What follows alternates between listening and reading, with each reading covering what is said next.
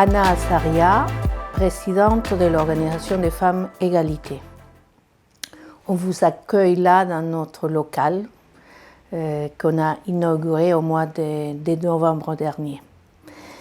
Alors, sur l'insertion professionnelle, je voulais commencer par dire que cette difficulté pour s'insérer dans le monde du travail touche particulièrement les femmes des milieux populaires. Je tiens à parler des deux questions qui concernent principalement des femmes qui sont déjà dans le monde du travail, mais qui vont être rejetées, licenciées, et qui auront des grandes difficultés pour pouvoir se réinsérer.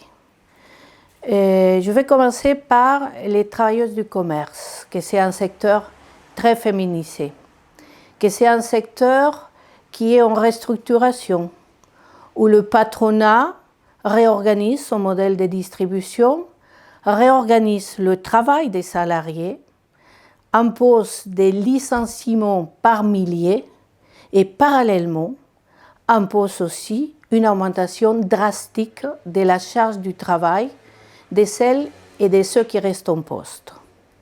Alors, le management par l'harcèlement s'impose, les dépressions, des fortes dépressions suite à une pression nerveuse très importante, se généralisent, poussant des salariés vers l'incapacité professionnelle.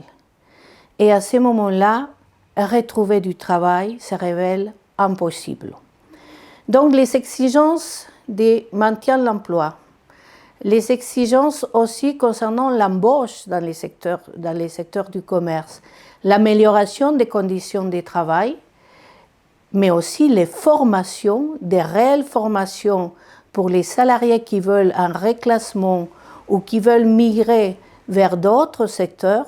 Ce sont des revendications qu'il faut appuyer fermement, de façon déterminée, si on veut défendre la présence, le maintien des femmes dans le monde du travail et leur réinsertion si elles se sont trouvées à un moment donné expulsées de ce monde du travail par des maladies ou par des licenciements.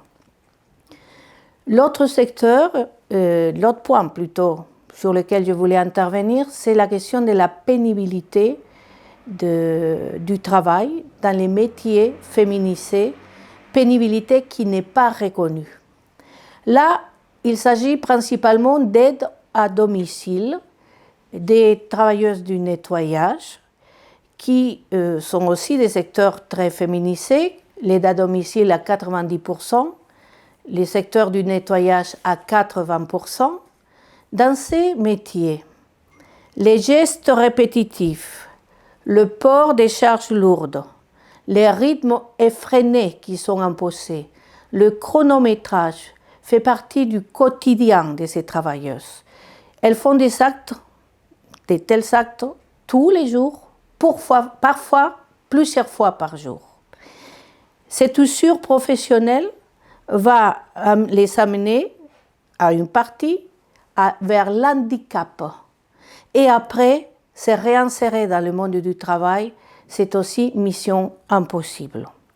Alors, la reconnaissance de la pénibilité du travail dans ces secteurs, l'amélioration des conditions du travail sont aussi des revendications importantes à soutenir si on veut défendre le maintien des femmes dans l'emploi et leur réinsertion.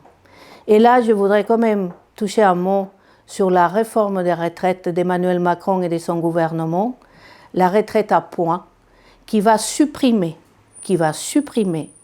la reconnaissance de la pénibilité vraiment dans les secteurs hospitaliers, les aides-soignantes et les infirmières qui pouvaient partir à la retraite à 57 ans parce qu'elles exercent des métiers qui entraînent une usure professionnelle, alors ce départ est remis en cause, elles pourront partir à 60 ans, voire 62 ans, et là c'est un recul vraiment très important pour les femmes. Donc je veux finir pour vous dire, le 8 mars, toutes dans la rue pour faire reconnaître, entre autres, la revalorisation des métiers féminisés, mais aussi pour faire reconnaître les compétences et les pénibilités dans ces métiers.